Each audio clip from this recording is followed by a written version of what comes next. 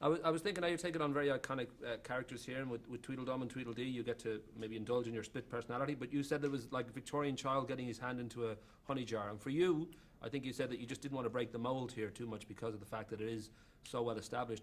I don't know whether it was just fun then, or whether, given that it's big movie, I don't know whether it was quite the tough challenge to get into these roles. It was just fun for me, to be honest. I mean, I didn't have the discomfort of certain elements that Matt had to deal with. To be honest, it wasn't that bad. I mean, you know, if I do Little Britain, I can be in makeup for 6 hours sometimes as Bubbles. But in this, it was just a pleasure, and I just wore one of those bodysuits, you know, in green. But you could, my face was exposed, and I acted with the other actors. And then there was a guy called Ethan Cohen who would act with me. So whichever Tweedle I wasn't playing, he would play. And it was great fun because you're there on set working with Johnny Depp or Helena, and Tim Burton is directing you. So it was just a great pleasure, really.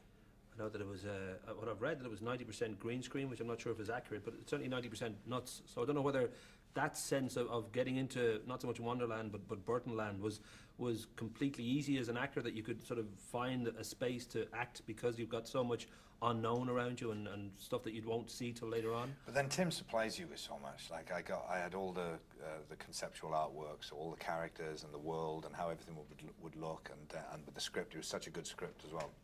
And of course you got the whole tradition of Alice in Wonderland there to inform what you're doing as well.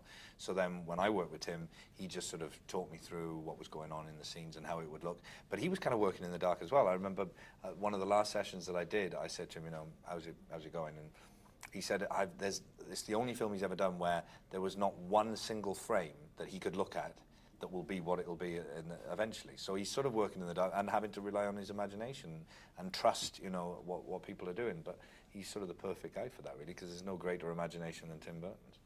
I was looking through both your works, and you've obviously both been incredibly successful in different ways with Little Britain, and then you've also gone into dramas, and you're going to do a lot of stuff on your own now. I'm probably wealthier.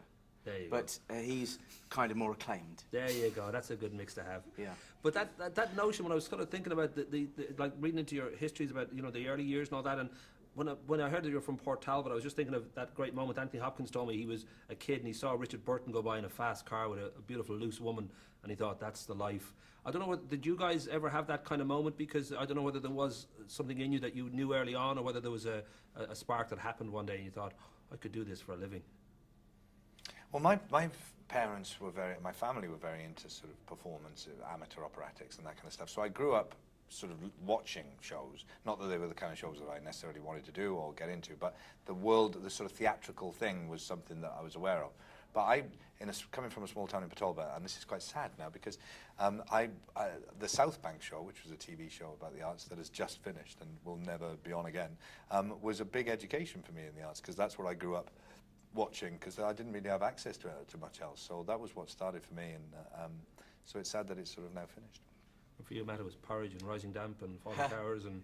Actually, you know what it was for me? It was probably Are You Being Served when I was a kid, and The Muppet Show and things like that. But I remember when I was 6, my parents took me and a friend to see Oliver at the Albury. I think it was about 1980. And Ron Moody, I think, was still playing Fagin in that. And I just remember just thinking, I want to be in that.